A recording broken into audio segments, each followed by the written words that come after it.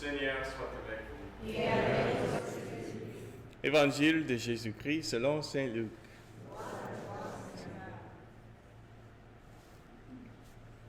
En ce temps-là, parmi les disciples, le Seigneur en désigna encore 72, et il les envoya 2 par 2 en avant de lui, en toute ville et localité où lui-même allait se rendre.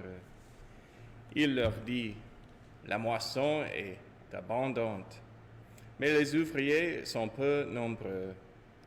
Priez donc le maître de la moisson d'envoyer des ouvriers pour sa moisson.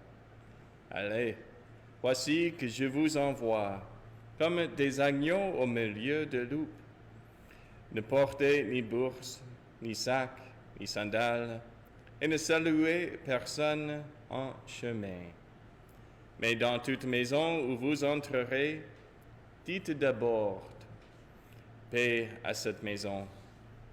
S'il y a là un ami de la paix, votre paix ira reposer sur lui. Sinon, elle reviendra sur vous. Restez dans cette maison, mangeant et buvant ce que l'on vous sert, car l'ouvrier mérite son salaire. Ne passez pas de maison en maison. Dans toute ville où vous entrerez et où vous serez accueillis, mangez ce qui vous est présenté. Guérissez les malades qui s'y trouvent et dites-leur, le règne de Dieu s'est approché de vous. Mais dans toute ville où vous entrerez et où vous ne serez pas accueillis, allez sur les places et dites, même la poussière de votre ville collée à nos pieds, nous l'envolons pour vous la laisser.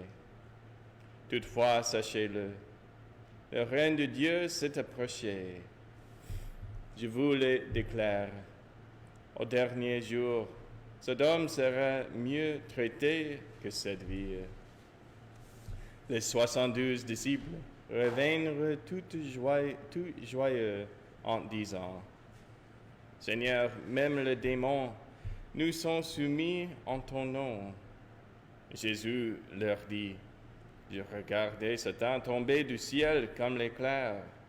Voici que je vous ai donné le pouvoir d'écraser serpents et scorpions et sur toute la puissance de l'ennemi. Absolument rien ne pourra vous nuire. Toutefois, ne vous réjouissez pas parce que les esprits vous sont soumis, mais réjouissez-vous parce que vos noms se trouvent inscrits dans les cieux. » Acclamons la parole de Dieu.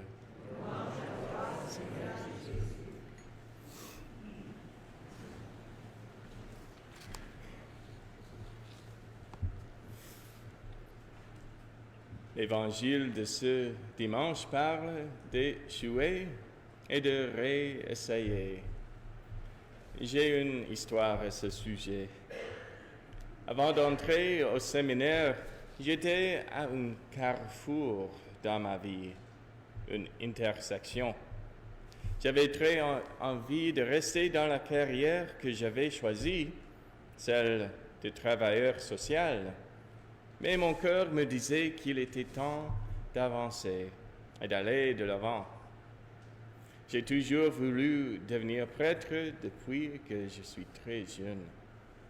Comme je venais de perdre mon père, cela m'a fait réfléchir à ma propre mortalité. J'ai décidé de suivre mon rêve et l'endroit où je sentais que Dieu m'appelait. J'ai postulé et j'ai été accepté presque immédiatement. Après quelques entretiens, une longue vérification du dossier et une évaluation psychologique. Donc, mon premier mois là-bas a été un choc culturel. Je n'avais pas été à l'école pendant 7 ans, pendant que je travaillais dans un cadre professionnel. J'étais à nouveau avec des élèves dont beaucoup étaient plus jeunes que moi. J'ai dû reprendre à rédiger une dissertation, à faire des présentations et à mémoriser des points pour les tests. Lors de mon premier test de retour, je n'ai pas échoué, mais j'en étais proche. C'est le père comme ski. J'ai travaillé dur et j'ai repris le rythme des études en acceptant que je ne sois pas doué pour certaines choses. Depuis que je suis ordonné, j'ai aussi fait de mon mieux pour rester humble et apprendre de mes erreurs et de mes échecs. Mais la récompense d'être présent auprès de vous tous, en sachant que Jésus guide mes chemins, a valu bien des efforts. Dans l'Évangile, parmi les nombreuses leçons que Jésus enseigne dans l'Évangile sur la façon d'être une chrétienne, la dernière est souvent négligée. Jésus les encourage à travailler dur parce que la moisson est prête. Jésus leur dit d'être prêts à affronter les difficultés parce qu'il y a des loups dehors. Il dit aux disciples de mettre leur confiance en Dieu, pas dans l'argent ou dans leur propre force.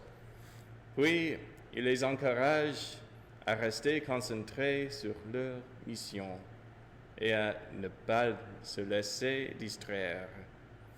Et puis, après tout cela, il termine ses instructions en disant à ses disciples comment réagir quand ils sont rejetés, quand leurs efforts semblent infructueux et quand ils semblent échouer dans leur tentative de gagner les gens au Christ.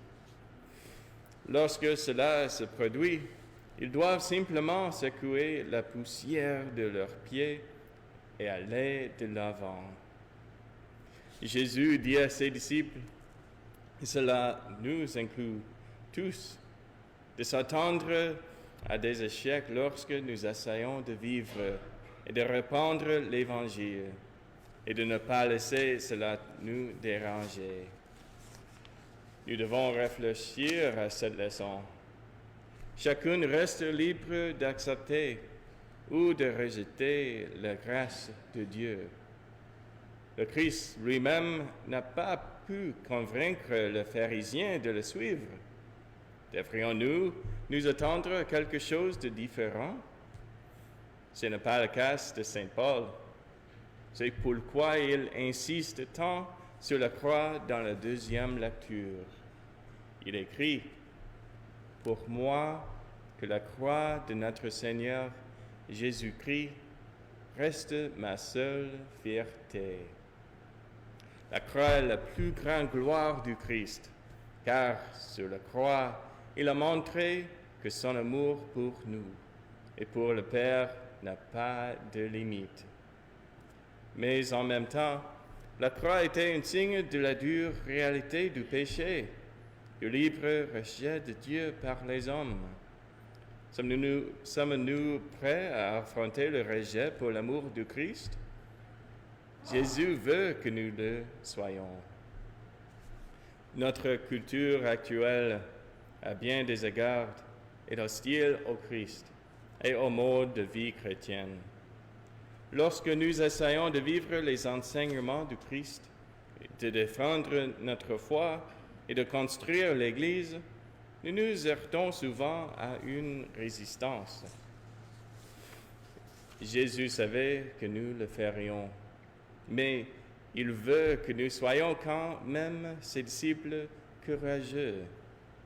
Il nous a dit que nous serons parfois rejetés à cause de notre foi. Ce n'est pas grave. Il nous suffit de secouer la poussière de nos pieds et d'avancer, en faisant confiance au fait qu'il peut transformer les échecs en réussite. C'est le secret pour esquiver le découragement. En particulier, celui qui consiste à penser que nous avons en quelque sorte failli à notre Seigneur. La vérité est que le découragement n'est que le résultat d'attentes non satisfaites.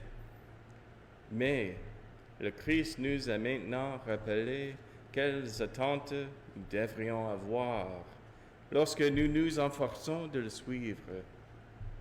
Nous devons nous attendre à être rejetés, persécutés et confrontés à des obstacles.